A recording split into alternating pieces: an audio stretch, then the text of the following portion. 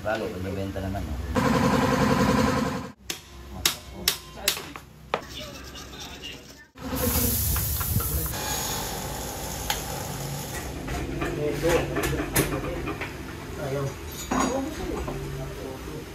It's nice to be back mga idols. So bago tayo bumalik sa trabaho, papacheck up muna natin tong aking motor.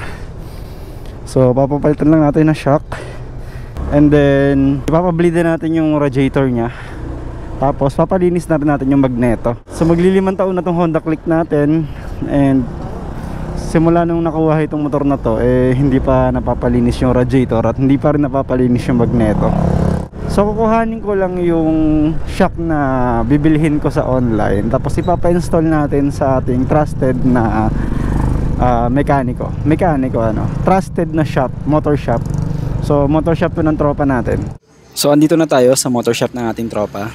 At ang ating unang ipapagawa nga ay itong ating shock. Una nga binaklas ay itong ating U-box. Then ang isinunod naman ay ang ating gas tank. Hindi ko na nga nakuhaan, pero mabilis lang nilang naikabit itong ating shock. Ayan, kitang kita nyo naman, ready na para isabak ulit sa biyahe. Nagpapalit nga din sila ng ball race para sa version 3 na Honda Click. Sa mga gusto nga magpagawa ay dayuhin nyo lang itong garahe ko, Motocare. At ito nga ang itsura ng ating Honda Click na halos maglilimang taon na rin. Hindi na pinatagal ni tropa at binaklas na nga ang cover ng ating radiator. Medyo excited nga tayo sa resulta ng pagbaklas nitong radiator.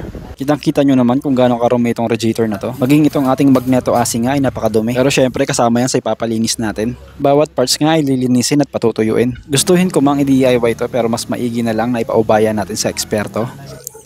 Ayan, kitang-kita nyo naman ang resulta, napakalinis. At hindi lang dyan nagtatapos, dahil pipinturahan pa nila yan ng high temperature na pintura. At dito naman tayo sa ating coolant. Ibe-bleeding nga yan ni tropa at papalitan ng bagong coolant.